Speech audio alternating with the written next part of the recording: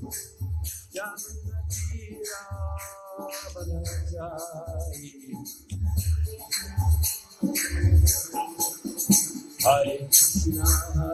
Krishna, Krishna Krishna, Hare Hare, Hare Rama, Rama Rama, Hare Hare.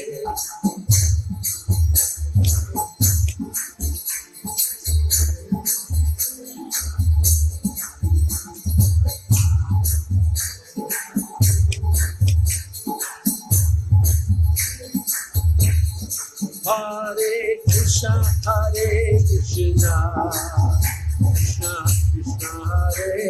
Hare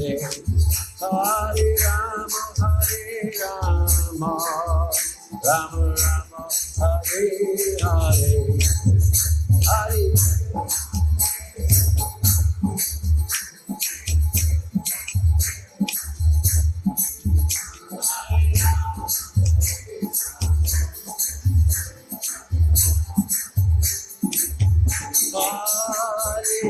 Krishna,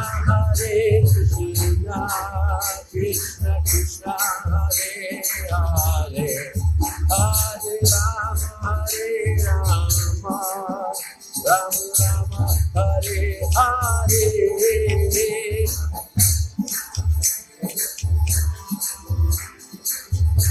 Hare.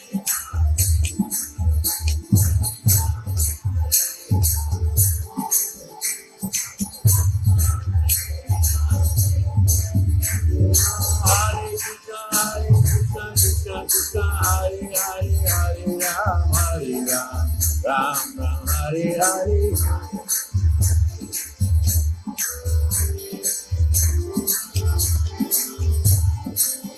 Hare Krishna, Krishna Krishna, Hare Hare, Hare Ram, Ram Ram, Hare Hare.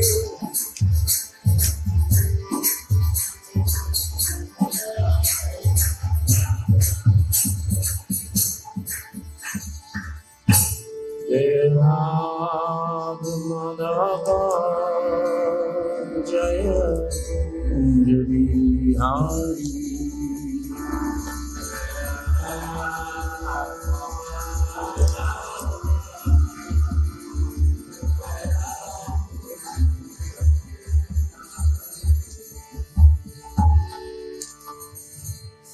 Jai Om Vishnu Padma Prince Prabhu Jaya Tata 𝐂𝐻𝐈𝐍 Grace. You see Bhaktivedanta Swami Srila Prabhupada ki, his founder Acharya Srila Prabhupada ki. Jai Om Vishnu Padma Prince Prabhu Jaya Tata 𝐂𝐻𝐈𝐍 Grace. Bhaktisiddhanta Saraswati Guru Srila Guru Srila Prabhupada ki. Namacharya Srila Haridas Thakur ki. Ananta Kota Bhaktivedanta ki. Prabhu Shri Krishna Chaitanya Prabhu Nanda Shri Advaita Guru Srila Gaur Bhaktivedanta ki. Shri Shri Radha Krishna Gopi Guru Shankara Radha Krishna Giri Guru ki. Jamai ki, Maya Pradam ki, Jagat Pradam ki, Pradavadam ki, Tulsimarani ki, Bhakti Devi ki, Sankirtan Jagat ki, Transcendental Shri Transprasada ki, Harinam Sankirtan ki, Shri Shri Gaur Nitai ki, Srila Prabhupada ki, Samaveta Bhaktivedanta ki, all glories and devotees, all glories and devotees, all glories and devotees, all glories to Shri Shri Guru Gauranga. Glories to Prabhupada. Namo Vishnu Padaya Krishna Prasthaya Bhutavesham Bhaktivedanta Swami Stay Saraswati Bhuvana Pracharya Stay Satsanyam Shtarani. Om Namo Bhagavate Vasudevaya. Om Namo Bhagavate Vasudevaya. Om Namo Bhagavate Vasudevaya.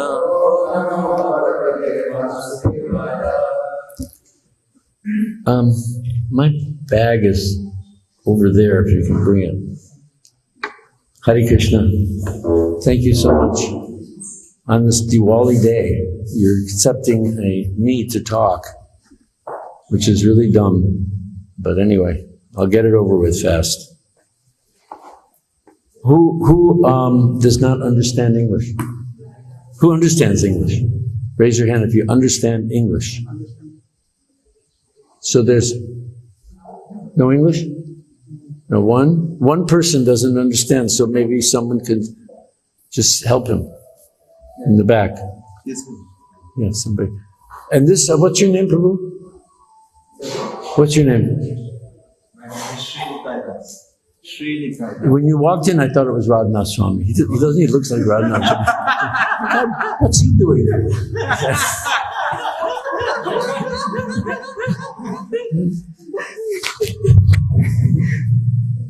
Hare Krishna.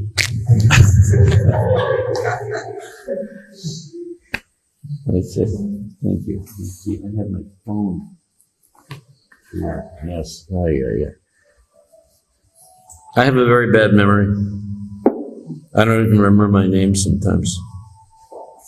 And so therefore, I use the brain, my extended brain. This is the greatest gift to older people. It's a wonderful thing. You don't understand till you get old how great it is. So that's why I use it. Because Narayanam Namaskrita Naram Chaiva Narottamam Devim Saraswatim Vyasam Tattva Vidirajat Srinvatam Swakata Krishna Punasvarvana Kirtana Hridiyantasto Hi Aprajani Donati Surachatam Naste Prayesha Bradeshu Tijnam Bhagavata Sevya Bhagavati Utamashloke Bhaktir Bhagavati Naistiki. I like the last one, especially by regular attendance in classes on the Bhagavatam and by rendering a service to the pure devotee. All that's troublesome to the heart is almost completely destroyed. And loving service unto the personality of Godhead, who is praised with transcendental songs, is established as an irrevocable fact. Did you ever just stop to think what these words mean? There's some key words here. First of all, first key word is regular. And I can tell you that over years, regular goes like this. Yeah, I think it goes like this. It's not arithmetic. It's not arithmetic. But, you know, it's like a learning curve. A learning curve goes like this. You learn a lot, but then you forget a lot. But you never forget quite where you started.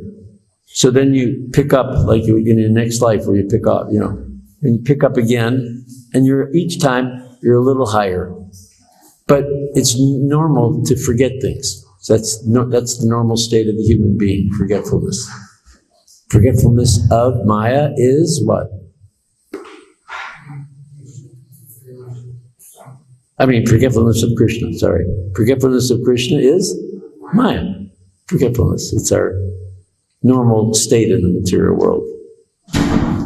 I forgot to get up this morning.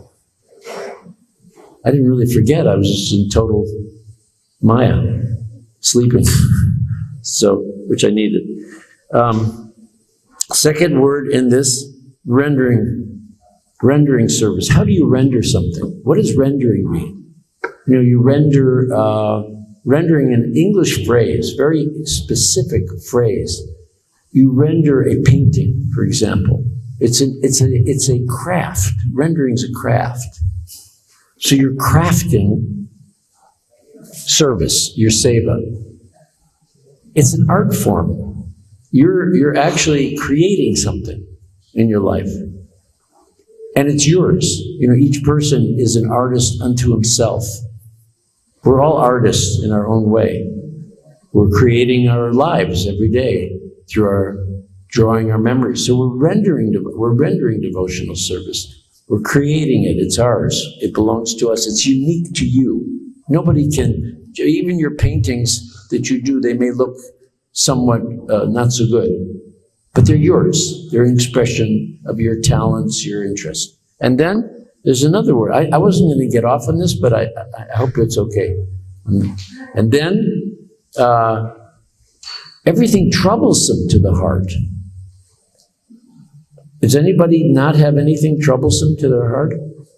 You know, relationships or lost friendships, unrequited love,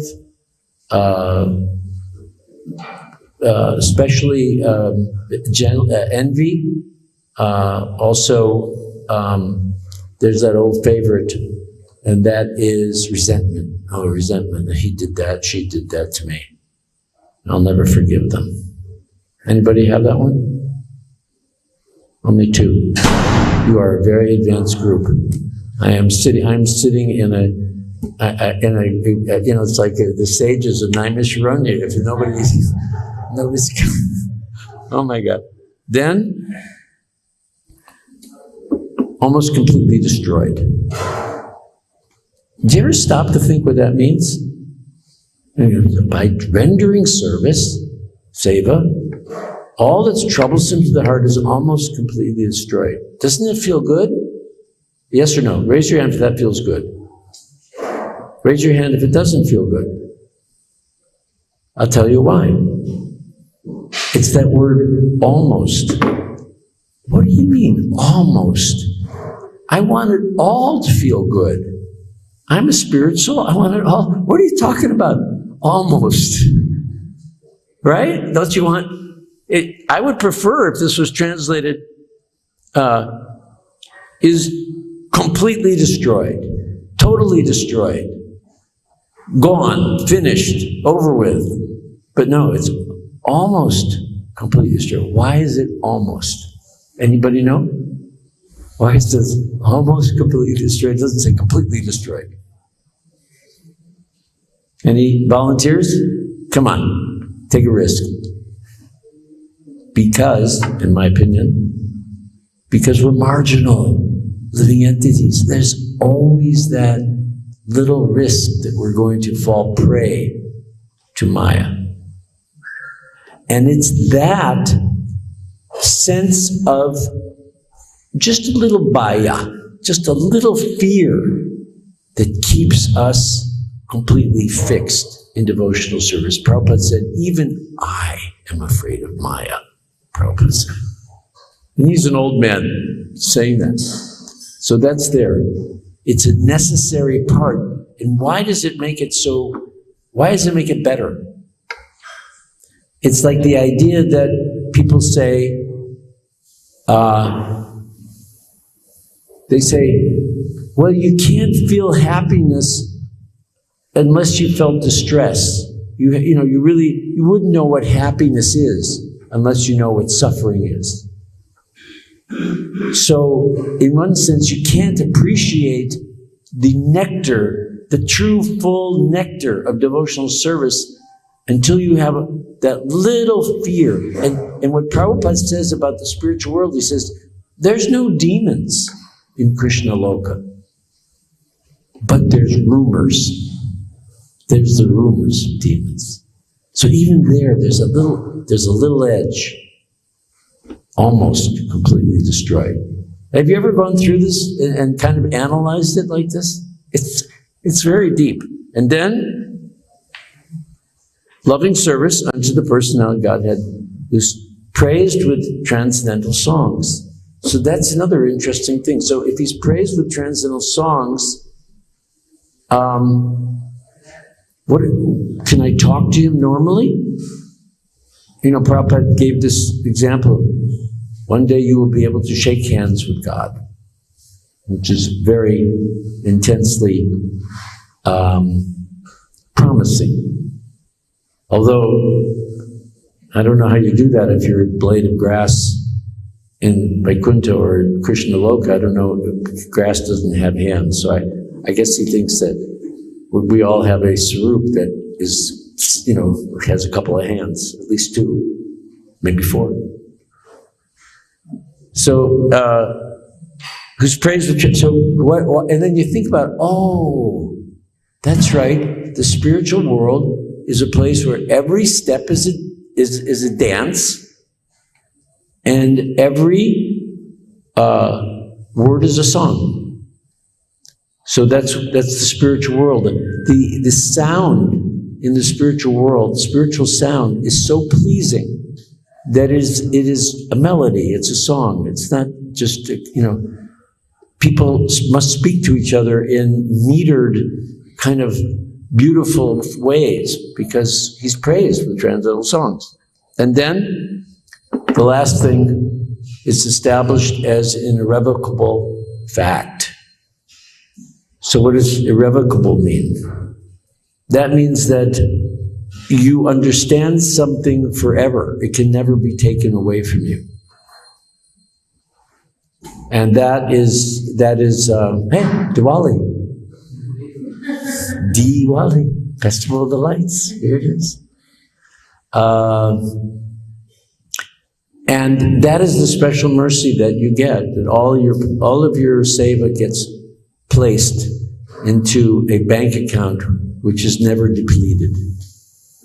It's yours. Even if you quit today, you'll pick up at some point. We see many devotees actually leave, and then they come back years later and are engaged again because, you know, they had to experience whatever Maya. And it's just that that's the nature of where we are at. I remember when Prabhupada arrived in Detroit in 1971, and about 300 devotees went to the airport. Indradyumna Maharaj was there.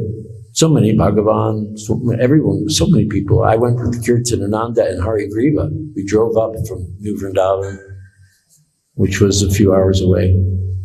And we all were waiting for Prabhupada to arrive, and finally he comes off the jetway. In those days, you could go to all the way to the gate.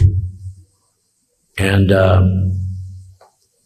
Prabhupada stepped out, and he was glowing, just absolutely glowing. And everybody there broke into tears. Everybody, I mean, all 300 devotees started, tears coming down everybody's eyes, seeing Prabhupada. And he came in and sat down on the seat that we'd arranged there. And the first thing he said to us was, "You are not this body." And this wave of relief just undulated throughout the lounge. And everyone started, you know, people were wailing. There were such joy, tears of joy. The power of Srila Prabhupada, the Shakti that he, by just his presence and a few words, elicited was something that was, for me, an irrevocable fact. I can never forget it, you know. I hope I never forget it. And it's those moments in your devotional life that you treasure, that you keep in your heart. They're in your vault of experiences, so that when you're very depressed or discouraged or demeaned or tired, you go to and you open up and you look at those jewels of experience, because they're yours forever in this lifetime. They're established as an irrevocable fact. So deep, these few paragraphs have meaning. So now I guess I have to read the Srimad Bhagavatam. Let's see, I didn't prepare it all, and I wasn't going to give class because, you know, I'm not the greatest scholar, so you please forgive me ahead of time. And we'll talk a little bit about today being, I don't know, is it the second day, third day of Diwali? I think it was 5 days of Diwali, right? Is this like the third, fourth? What is it today? Anybody know? Nobody knows. That's. Say again? Yes, it's the main day. This is the day that everybody goes out and gambles, I think, right? They bet, they do their bets. This is because it's Lakshmi's day, right? So everybody wants to try their luck on Lakshmi's day. And who wins in the days when you go gambling? Who wins? Always wins. The house. When you go to a gambling, whether you're betting small time or, it's always the house is called the gambling, you know, the casino. The house always wins because they've nailed all of the math. They know exactly how many people are going to get a few shekels, a few paisa, and how much they're going to collect over time. So no matter what, when you gamble, the house is always going to be the beneficiary of that. This is the nature of gambling. So anyway, today is gambling day. Prabhupada actually does not talk, hardly refers to Diwali. There's 11 references to Diwali if you go to Vanipedia. It's a very, very, very minimal thing. One of those 11 is very interesting. One of those, he refers to Diwali. He says, oh yes, Diwali. Those are the insects. He said they come and they're born and they do all their whole life overnight and then they die in the morning. He said, this is Diwali. I guess Diwali means also has some double meaning as insects or something, but that's how Prabhupada refers to it. He says they're born, that they have their families, they do their job, they perform their activities, all within the short period of the night, and then they're gone in the morning.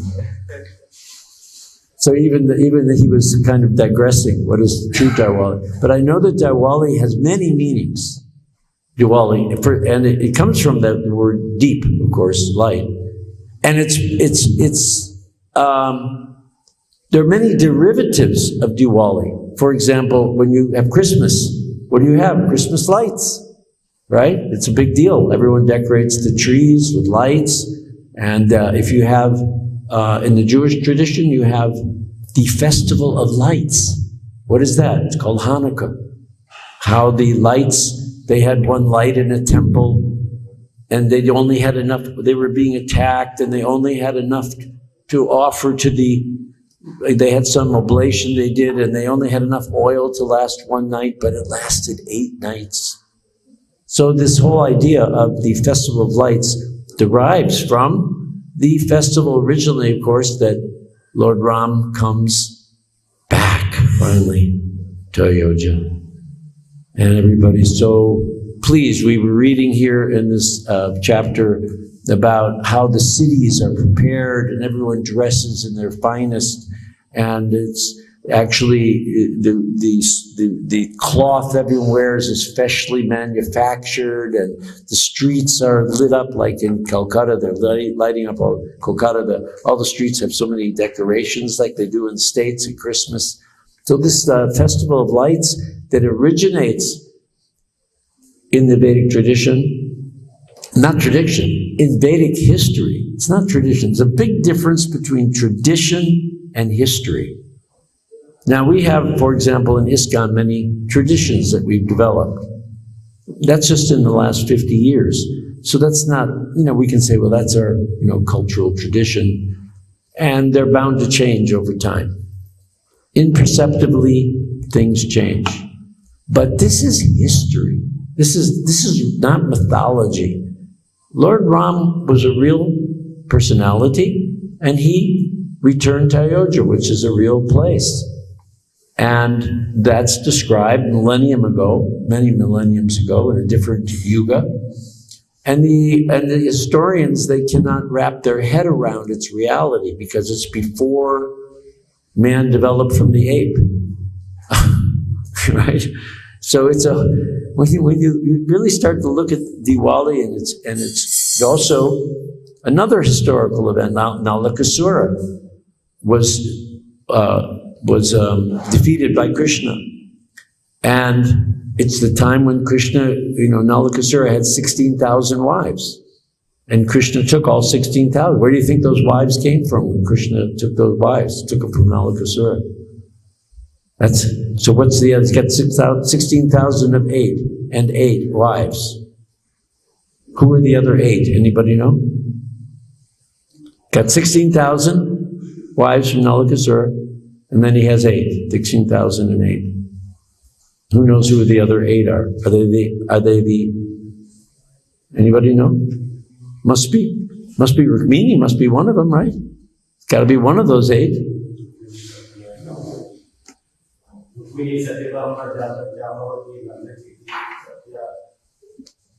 Okay, come up here and give this lecture. You're so much more steeped in it. Okay, so we already said Om Namo Bhagavate Vasudevaya. We're on which one?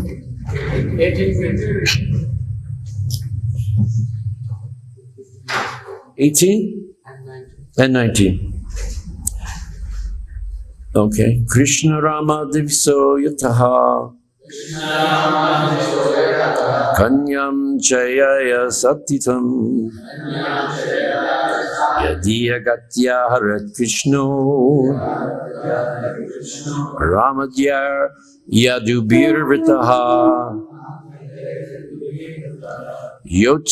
Yotsya Samhatastena Iti Nischitya Manasaha Ajagmur Bhuja Sarve Samagra Bala Vahanaha Krishna Rama Triso Yataha Kanyam Chayaya Saditum Yadi Agdya Harat Krishno Ramadya Yadubir Vritaha Yotsya Samatastena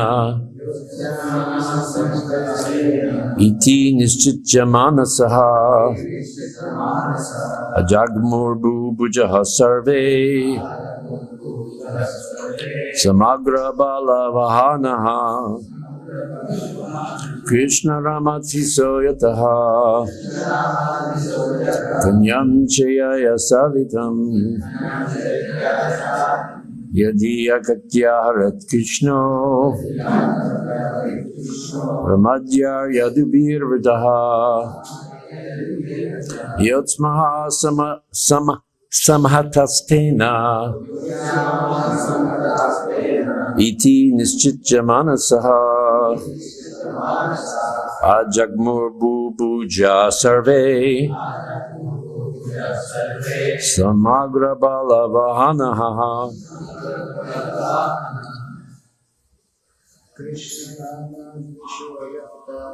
Krishna Rama Visoyataha Kanyam Chaitya Savitam Yadiya Gadya Hare Krishna Yamadhi Yadubhirataha Samastena Chitaha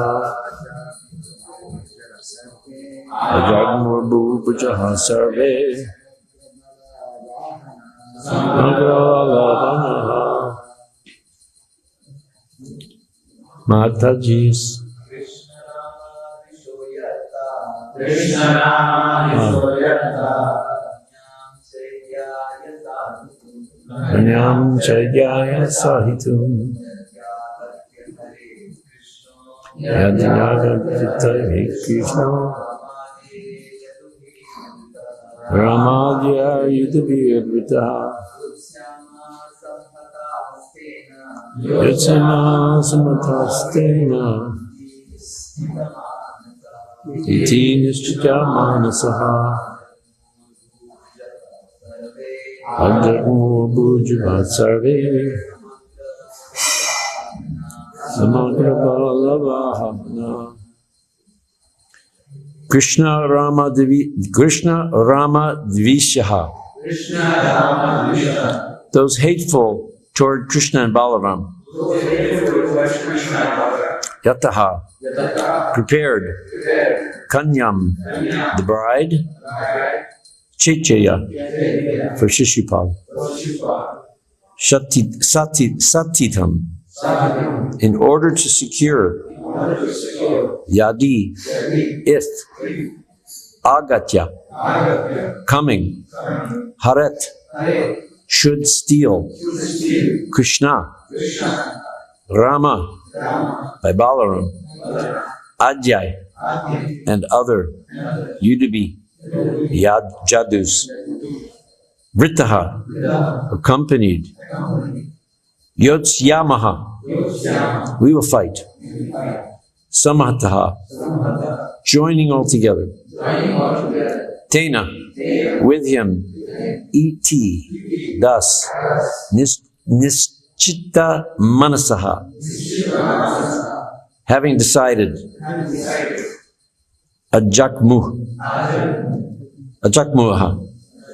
came, Bujaha, the kings, Sarve, all, Samagra, complete, Bala, with military forces, Vahanaha, and conveyances.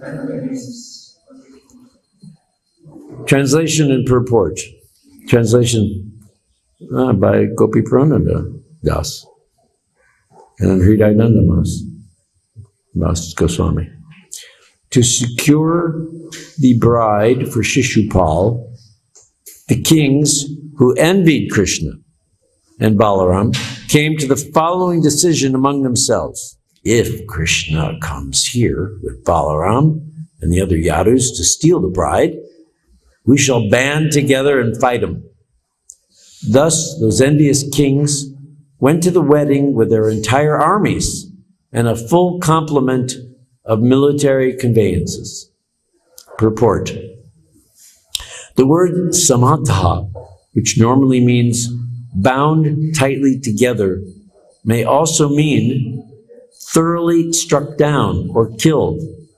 Thus, although Krishna's enemies thought they were unified and strong, samataha, in the former sense, they could not successfully oppose the personality of Godhead, and consequently, they would be struck down and killed, samataha, in the latter sense.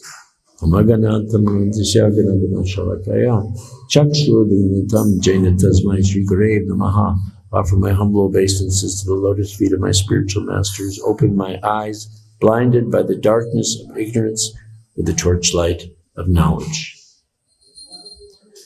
Okay, so this is the common position of the atheists, isn't it? They do not want to recognize that there is a superior authority, and therefore they are full of pride. And what is the old saying, the old aphorism? Pride cometh before the fall. So of course, this is manifest and magnified in Krishna's pastimes, that those who are envious of the Supreme Lord, they are therefore vanquished and liberated. Lucky guys. And this is the actual destiny of some pastimes that Krishna makes in order to be kind to all of these envious beings. It's his mercy that he engages these particular jivas in this pastimes, whether it's Jagai and Madai, or whether it's the kings of yore and the armies that fight with them. All of them have the benediction. We think in our mundane way, people think, not we, hopefully, that these different battles of Krishna or these different pastimes like having 16,000 wives are somewhat, if you look at them in the with mundane eyes that are not purified or smeared with the ointment of love, then you can only think in mundane ways. And people will criticize Lord Krishna. They will say, he's a bad example. We have to have a good example. God has to show us by his example how to remain faithful to one wife, how to always be kind, turn the other cheek, so many different mundane conceptions of who and what is God. And you wonder why? do they not accept what we understand completely, hopefully, that Krishna is completely free to do anything and everything that he wants, because that's God. If you're not God, then you can't do anything you want. And not only that, people have they cannot comprehend how God can cause suffering. And the deepest misconception in that is that Krishna not only causes suffering, but there exists suffering. We only perceive suffering because of what? We have that ankar. We have that attachment to this mind and body. If we were self-realized soul, we were a Krishna Bhakta, because there are many people, as Prabhupada describes, that become self-realized. But that's not the complete freedom for the soul, not complete realization. It's just a step. The guide to self-realization that we have as a book, a small book, you've seen that? It's a stepping stone to get people, that title just is to get people into the book, to understand what is true self-realization. Self-realization is naked without bhakti. It has no eternal standing without bhakti. Bhakti is the essence of all spiritual growth. And it's the only thing that will free us ultimately, because why? Bhakti purifies the heart. And then without a pure heart, one wants to consider the Lord in some mundane way, or consider the Lord impersonal. So here, these envious kings, they are there by Krishna's arrangement in order for them to free themselves in one great battle with Krishna to alleviate them from their illusion, from their maya. And that was the intent of all of Krishna's pastimes with the demonic, to give them that opportunity. And it's interesting because when Krishna says to Arjuna in the Bhagavad Gita, Arjuna is saying, it's impossible. How do I control the mind? And Krishna says, by constant practice and detachment. He doesn't say, I'm going to put my finger on your forehead and I'm going to free you. He doesn't say, I'm going to slay you and liberate you to Vaikuntha. He doesn't say any of that in this age. In this age, it's by our endeavor to perform the sadhana bhakti, and by that sadhana bhakti, we become purified. That's how it works. And we can argue about it. We can wish it were different. We can hope that we just get a sudden moment of enlightenment, because Prabhupada says, it says even in the beginning of Bhagavad Gita that this can take a moment, just one moment, and you can become fully purified, fully Krishna conscious, fully realize your Siddhadeha in one moment. And then it says, or 1,000,000 years. There's a little caveat right there. This process can take a moment or 1,000,000 years, depending. And then we think, well, it depends on my surrender, right? Okay. In the beginning years of when Prabhupada was present, we were thinking, 2-3 years maximum, we're going to be pure devotees. And, maybe 10 years, the whole world's going to be Krishna conscious. And we have to prepare to take over the whole world. We're all 20, 22, 23 years old. We're thinking, by the time I'm 33, I'm going to have a few 100 million people I'm going to have to, manage. We took it very seriously, our hopefulness, a moment or 1,000,000 years, that we would become free from envy. Because, Prabhupada's giving examples of all these different demons, and they're liberated by Krishna's, killing them. Or I used to think maybe Prabhupada will come and just chop my head off. I'm not kidding. My head was, where do all your suffering comes from? It comes from your thoughts. I don't want to tell you the dreams I had last night and this morning. I had a dream this morning. It was the weirdest dream. I woke up actually talking in this dream this morning. It was so real. Mahatma, my godbrother, he was in a store. They were having an auction, and it was for a washing machine. And I was waiting for I wanted to get the washing machine, and they started the auction without telling me, and then they sold the machine for only $150.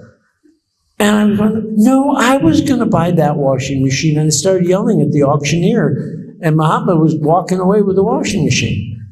And I started yelling at him. And finally I woke up. I have no idea what that means. You could analyze the symbolism of a washing machine, brainwashing, we're washing my brain, who knows? But at least I was dreaming of devotees. That was the good side. And it was actually not, if you're going to have a dream, it wasn't such a bad dream. I was yelling at I guess you could say I was an aparad. By the way, do you know what the word aparad really means? Anyone dissect the word aparad? I don't think there's any place where Prabhupada translated it as offense. Oh, Prabhu, that's an aparad. You're gonna have to make amends for that aparad or suffer. You offended a Brahmin. Oh, that's bad. Actually, Radhe, she's devotion. Aparade, against devotion. It's something that is impeding bhakti. That's aparad. It's not like, how can I offend you when you're not the body? How is that possible? If I say something terrible to you, Prabhu, you smell. It's not, that's offensive. How can you say like that? Well, it's true. And take offense. But it's not an aparad. Aparad is something I would do that would discourage someone in their devotional service. That's what aparad really means. So, anyway, here are these kings. They're figuring out, which is what they're supposed to do, how they're going to band together. They understand the principle that as Prabhupada gives the example, a bundle of twigs is much stronger than just one twig. So they brought all their armies, everything. Now, we see a similar type of mentality today. Where? We see it in Russia and Ukraine. Putin's like, oh God, these people, they were supposed to just surrender to me. Now I have to destroy them and steal their people and do this and that. Now I'm not into politics. I know that's all being carried out by the law of karma. Krishna is inspiring Putin. Krishna is inspiring Zelensky. It's got nothing to do with our devotional service. So we are just distributing prasad. That's what we do. But the principle is that when you think that you have the power, and then you realize that there's a spirit in your opponent that cannot be overwhelmed, you may promote atheism throughout the whole Soviet Union for 50, 75 years, whatever, 1920 to 1990, 70 plus years of atheistic approach. And as soon as you take away the restrictions,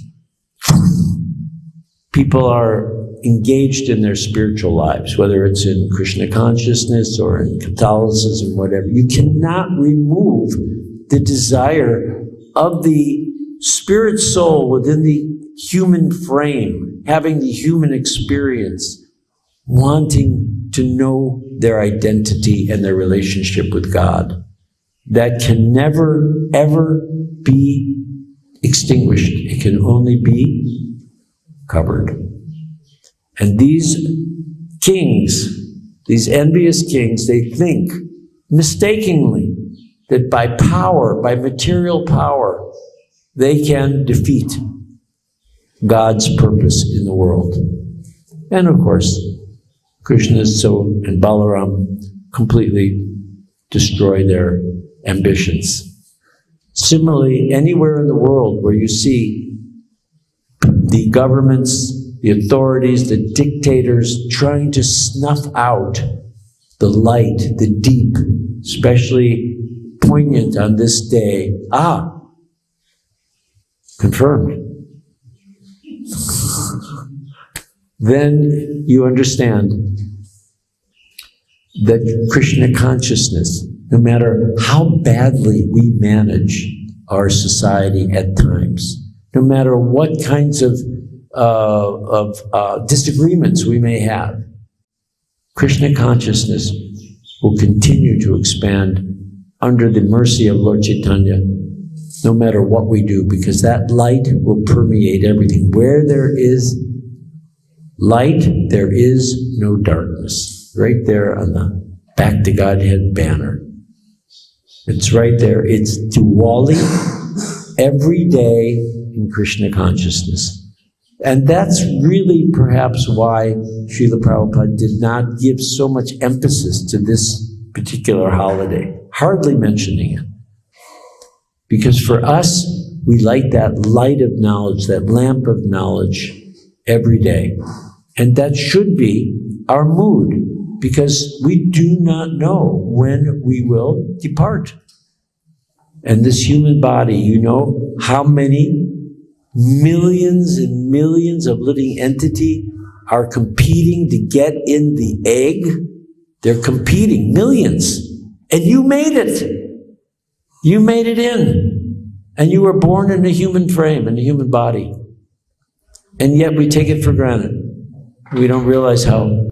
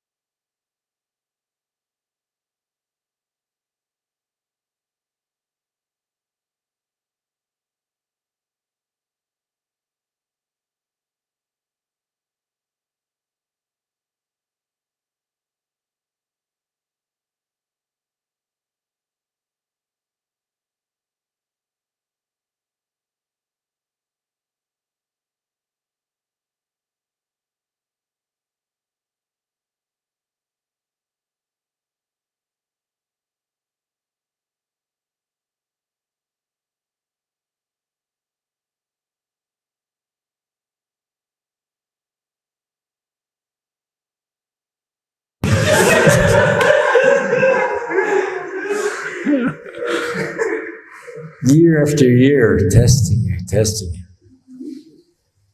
Finally, the unexpected happens, and you get married. And you think, this is really great, until it isn't. Because you can't avoid the lessons. They'll come from the brahmacharya ashram, or they'll come from the grihastha ashram. You're going to get your lessons in life, however they come, however they're meant to be. And this is the great journey, the great adventure of Krishna consciousness. And it all comes back to understanding that our reason we're here is because we somehow wanted to be like Krishna. And what is that? We wanted to enjoy like Krishna. And what is that? That's the seed of envy. I want what he has. Krishna is so kind. Okay.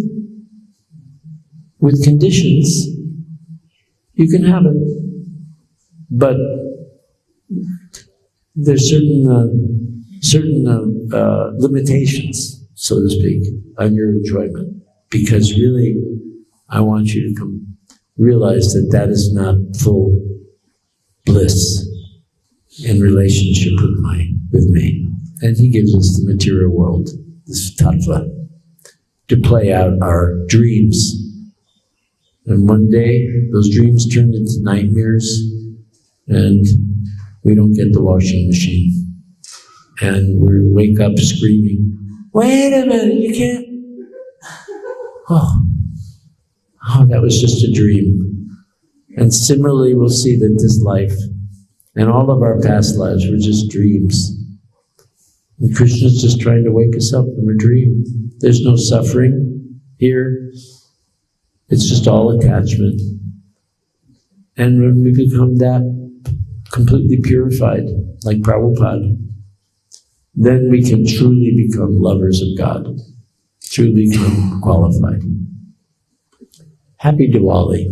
May you all feel the light and be enlightened and be feeling the delight of Krishna consciousness in your everyday's activities.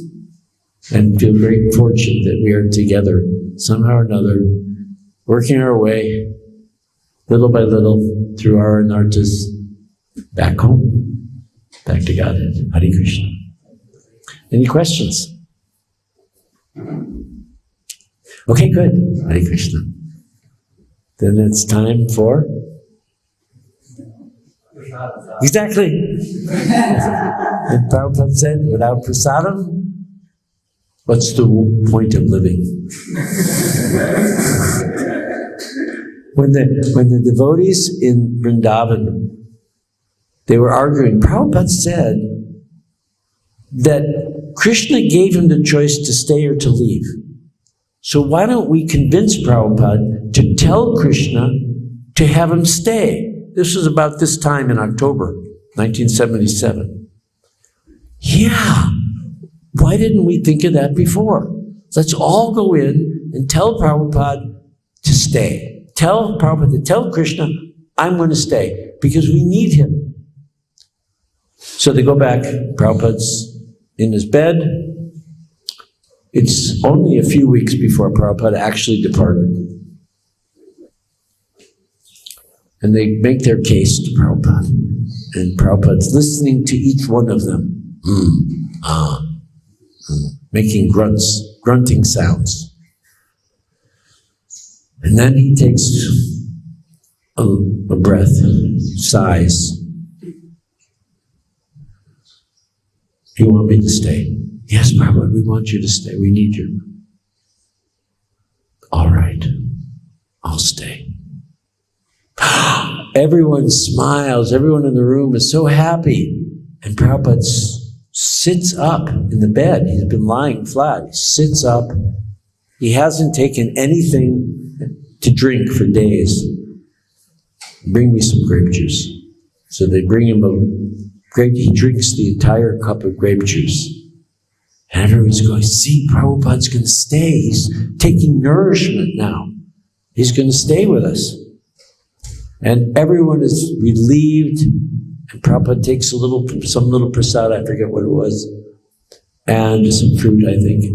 And so some of the devotees, they make arrangements to go back to their countries because now they don't have to be there. Prabhupada's going to get better under the care of the senior Vaishnavas. And the emergency is over. So some people leave. 3 weeks later, Prabhupada leaves.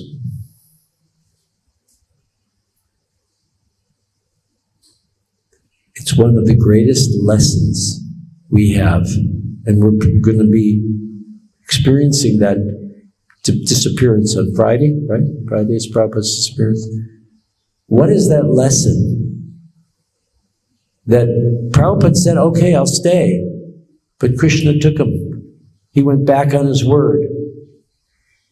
Krishna didn't follow through. He didn't keep Prabhupada with us. So what's that lesson? Even though you handle me roughly by your embrace, still you are my worshipable Lord. Krishna is free to do anything he wants with us, and still he is our Lord. That is a very tough lesson. 1977.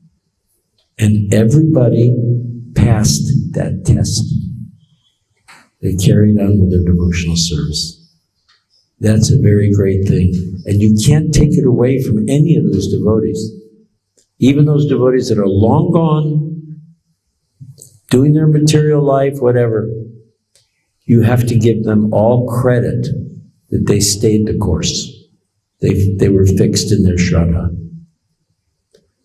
And when you see these old devotees, whoever they are, they may look like they're, not so engaged.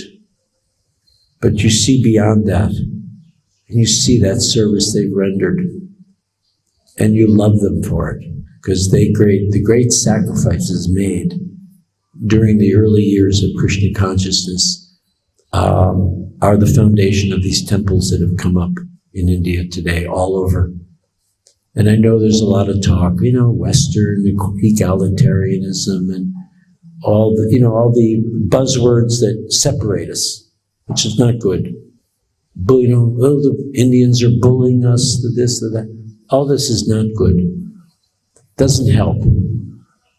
But remembering the glass is always half full. That is the emblem of a Vaishnava, always seeing the good and never see. That's what Krishna does. He only sees the good. He doesn't see what we do that's bad. He doesn't care. He only sees what service we render. And that is the greatest lesson, I think, of any holiday, including Diwali. Hare Krishna. Thank you very much. Grantara Srimad Bhagavatam ki, Srila Prabhupada ki, Hari Hari Bol.